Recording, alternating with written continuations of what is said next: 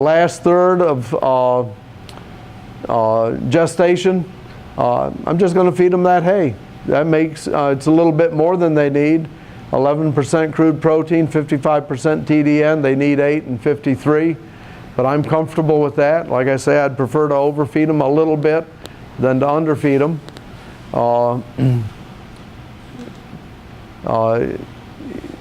This same hay would work in early lactation. Now this is where you need to have the number of bales, because you need to know how many bales of each of these hays do you have, and how do you prorate them out to the herd to make it through the year, through the winter. Of course, our first calf heifers, they have the biggest feed demand, and this would be an early lactation. So I need to hold back some of that real good hay for them. Although I can scoot in some of this a little bit lower quality. That hay right there doesn't meet their energy needs, but when I mix it with a little bit of the other, I can meet those needs. Now what about tall fescue? How many of you fall calve? Any of you fall calve here? Okay. Now again, I'm assuming that not all of your hay is good hay. Or maybe I shouldn't be that way. Do all of you make only good hay? Or do you have some junk hay like I have from time to time? Okay. So I didn't. Okay. I'm proud of you. Okay. Can I come to your farm and learn how to do that? Please. Okay. We're still going to try to get rid of this old hay, this poor hay. But I have early lactation. Now, stockpile tall fescue, this is kind of what I consider average tall fescue. Now again, for stockpiling in my environment. Now again, I would encourage you to build up your own database of how good is your stockpile tall fescue. So what I'm going to do, I'm shooting to 50-50 grazing and hay. So I'm going to strip graze 42 feet by 300 feet for 30 cows. I'm going to graze the fescue from 10 inches to 4 inches. And the cows are going to have free access to hay. Now where did I pull those numbers from? Did I just reach up in the sky and pull them down? No. This is where we inventoried that pasture. And I didn't say this. The pasture inventory needs to be done late October, early November. We've achieved most of our growth, but you haven't had that December snowstorm yet. Okay, or Thanksgiving snowstorm for us. So I need to be making these height measurements before it gets packed down by snow. That's just kind of common sense once you get into it. So I've got it at 10 inches. My plan is to let the cows graze it to 4. So that gives me the 1,620 pounds of dry matter per acre that I'm saying is available for grazing. I've got, for just our numbers, I'm saying the cows are 250 pounds. I want them to eat 2.5% of body weight. That's 31 pounds per cow times 30 cows. 938 pounds. I want that to only be half the ration. So every day I want them to have 469 pounds. This is the pounds per acre. So I'm dividing that by pounds per acre to get the acreage. You all know that an acre is 43,560 square feet in an acre, right? So to find out what they need, I really need to get it down to square feet. Really, how big a square do they need? 0.29 acres is 112 by 112. Now in West Virginia we don't have square fields, okay? And so we're going to strip graze, and my one big field is about 300 feet across. So on that field, I'd give them a 42-foot strip, the full width of that field, for a day. Now, what if you can't feed them? No, what if you can't move that wire every day? Well, I could give them, say I could move it every 3 days, then I would just multiply that by 3, and it'd be what, 126 feet. And I'd let them eat it for 3 days. Now, if I do that, what are they going to eat? Are they going to eat much hay the first day or two? They're going to graze. But that doesn't matter. Once that grass gets short, they're going to start eating that, picking at the hay and eating the hay. And remember, they've got a big rumen. What, mature cow has 50-gallon rumen, more or less. And it takes, on the hay, it's going to take, anywhere from 24 to 48 hours for it to digest out of the rumen. So anyway, that's how I came up with those numbers. And it's fairly simple. It is advanced grazing management, but the value in it is you don't have to buy a supplement, do you? How much does soybean meal cost this year? Or how much, let's go to the other way. How much does one of those protein lick tanks cost? That has what, maybe 20% protein? How much? I don't know the price because I don't buy them anymore. Okay. Now here's another example, and I'm going to, bear with me, these numbers are not Bermuda grass, but let's talk about it as if it were stockpiled Bermuda grass. I would, number one, want to have the analysis on the Bermuda grass. But the stockpiled Bermuda grass is going to be down here in this part of this chart. It's going to be very low in protein compared to its digestibility. So for this hay, whatever it was, the dry matter intake was down here only about 1.5% of body weight, because there wasn't enough protein in there for the bacteria to work well to digest that hay. We gave the cow 1 pound of soybean meal. And notice that the hay intake is the blue square, jumped up to almost 2.2% of body weight, dry matter intake. Plus we have that 1 pound of soybean meal on top. This is where you're almost getting something for nothing. Now, the soybeans meal's not nothing. It was a pound. But you got a whole lot more intake from the hay, because you gave that 1 pound of soybean meal. And the same happened when I would jump that up to 2 pounds.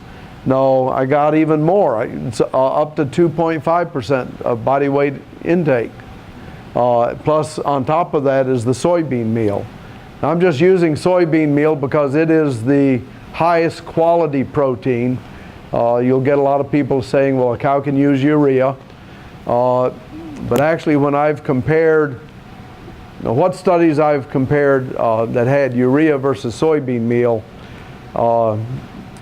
back in the old days when soybean meal wasn't quite as expensive as it is today, you could justify buying the soybean meal over the urea, because they don't really give you a discount at the feed store when that feed has urea in it. They're going to charge you just about as much for the protein. Doesn't matter where it comes from. That's my experience. And if they can get it and make a profit, I can't argue, right? We all need to make a profit if we're going to be sustainable. My concern is the farmer being sustainable. So that's why I push this. I'm not trying to undercut the feed dealer. I want you to be able to make the most off of what you have at home before you start putting money out for other things. You've got to make $2 for every dollar you invest. Okay. So anyway, that's one way. If you are going to stockpile something like Bermuda grass, think about a protein supplement. Now, okay, I hammer these lick tanks, lick tubs. I'm getting old enough though that I realize that maybe I should be using a lick tank instead of hand carrying a bag of corn gluten feed out to the cows. What's going to happen to me as I get to be 75 and I'm carrying a bag of corn gluten? I use corn gluten feed just because it's cheaper than soybean meal on a protein basis. What do your cows do to you? Stand and wait politely. Oh yeah, they stand and wait politely or mob you. So they were well handled and pet cows, right? Yeah, and actually the pet cows are the worst ones for this, as you know. They're going to mob you, run you over, even though they're as friendly as all get out. They want the feed. So we can't discount a safety factor. How are you going to know if you are feeding something like corn gluten? I wish here in the East we had the range pellets. If you've ever seen those. Yeah, we used to years ago. Okay, and I know in Ohio, which is real close to West Virginia, there used to be a manufacturer, but range pellet basically looks like a 12-gauge shotgun shell. Okay, and so it's something that a cow can pick one up off the ground and eat real well, and those would be the ideal thing. Why did they quit producing range pellets here? I think it's just not enough of a market. The equipment, I'm told, is very expensive, and it's expensive to actually compress the pellet. So you've got to have enough volume in the market to justify doing it. Now, I guess what I do want to emphasize is if you're growing corn and want to feed corn to cattle, if you have hay up here, then you can feed corn to the cattle at a low rate. You should never feed more than 5 pounds of corn to a beef cow. If you do, you're going to start upsetting the pH balance in the rumen. Okay? But you can feed a little corn if the protein's up here. There's another way that you can trick the bacteria. If you have corn and want to feed it, buy enough protein to bring that corn meal mix up to 16% crude protein or higher. Now you've put enough protein in the corn that the starch digester bacteria have all the protein they need to digest that starch. And no, we're not starving the fiber digesters for protein. Okay. Now excess crude protein does reduce a calf gain. If you have a calf on pasture being backgrounded, if all they got were pasture, now I'm thinking of pasture now that's running. Our good quality weaning pasture will have 65-70% TDN and 20 to 22% crude protein. Okay. Now if you look at the book, that calf should probably be gaining 2.5 pounds or more just on that feed without any supplement. And let me jump over to Pender County, North Carolina. This happened last spring, weaning on fescue. Heifers were gaining just under 2 pounds on that fescue. On steers that were fed some good supplement, they were getting a little over 2 pounds. But let's just pick on those heifers for a minute. They were getting somewhere around, let's say it was 1.8. They were probably losing 0.2 of a pound because of excess protein on that fescue there. Because it was at least 10% crude protein more than what they needed for that gain. Now, how do I take care of that? Now, if it's a beef cow, it doesn't matter. No, she's just going to pee it out the back, okay? She takes that excess protein, converts it into urea, and pees it out.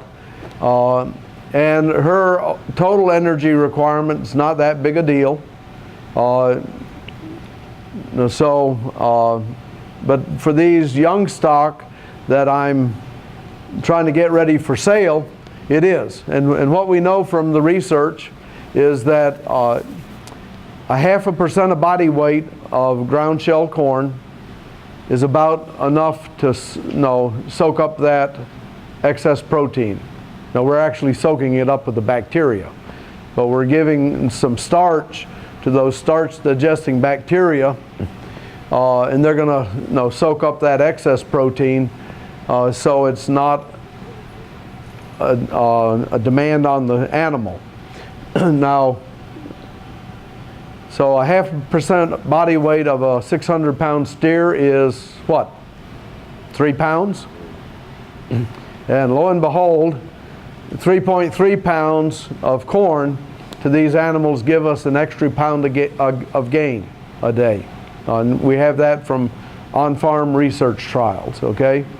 Number of farms there in West Virginia. So I'm gonna round this off, 3 pounds. How much does 3 pounds of corn cost? If corn's at $5 a bushel, then the corn's about 10 cents a pound, right? 52-pound bushel. So if it was $5.20, my corn would be right at 10 cents a pound. If I fed 3 pounds of it, that's 30 cents. What's the marginal value of gain on a calf? For us, the marginal value of gain is over $1 a pound. So if I take a calf from 600 pounds to 700 pounds, I'm taking home an extra $1 per pound. So if I paid 30 cents for that extra gain, but it's worth $1, I just tripled my money. No, okay, I doubled my money. Well, okay, depends on how you call it. I got $1, I spent 30 cents, so I had 70 cents profit. You won't argue with me on that, right? And that's the way we use it. We want to make sure that we're at least doubling our money in that 42-day window. If I'm going to put down $100 for buying feed, I want to make sure I'm getting $200 more that I get back in the paycheck when I sell those calves. So that's the way I push farmers to do that. This is going to apply on if you're spring weaning on high quality endophyte enhanced tall fescue, you're going to run into that issue. Another one is good rumen health needs 33% NDF in the dry matter. Cows on spring pasture or winter annuals, do you walk real close to those cows when they're coughing? No, you don't. They may actually need some of that junk hay that we were working with earlier. Some, not really junk hay, but some long fiber that they can pick on to get a rumen mat to have a healthier rumen. Because some of these forages, okay, there's a lot of interest in annual ryegrass. I love annual ryegrass. But one issue it has is sometimes it can be deficit in fiber. So you need to keep an eye on them. Think about, well, down in Louisiana, a lot of times they'll grow cereal rye along with the annual rye just to get the fiber from the cereal rye to help with rumen health. So spring pasture, winter annuals, backgrounding calves on excellent pasture. Think about having some dry hay out there. Fescue toxicity, dilution is the solution, at least part of it. Clovers, crabgrass, warm season grasses, winter annuals, those are all can be part of your management mix. Red clover especially, this is what they're learning in Kentucky. Red clover does several things. One, it dilutes it. There's just less fescue in the ration. Number two, it's giving protein. There are bacteria. There's some types of bacteria in the rumen that actually attack the toxin that comes from the fescue, and they do a better job when they have more protein. So that red clover is actually helping those bacteria that are working at detoxifying what's going on in the rumen. Then they're also a antitoxin. The red clover has some estrogenic compounds that dilate the blood vessels, make them bigger, and the fescue toxins are trying to constrict the blood vessels. So red clover actually has 3 positive impacts on the cattle that are on the toxic fescue. And Not just red clover. okay, red clover is the one that they're doing the research on. We'd have to go back and look at how much of these there's less of these estrogenic compounds in white clover, but there's a lot more of them in subclover. Can we grow subclover here? Could we grow that as a winter? Well, pardon me? It has been grown here. Well, we know subclover is very high in those. If you could grow those as a winter annual that extended into the spring in fescue, it's worth playing with. How much does subclover seed cost? Nothing. Pardon me? Not terribly common. I guess we need to get it. Well, all I'm saying is I think it's worth looking at. Yeah, we have to look at the price of the seed. How do we get it in the stand? How long will it last? What we know is it's the one that's highest in these compounds that are causing a benefit. So it's an area that could be either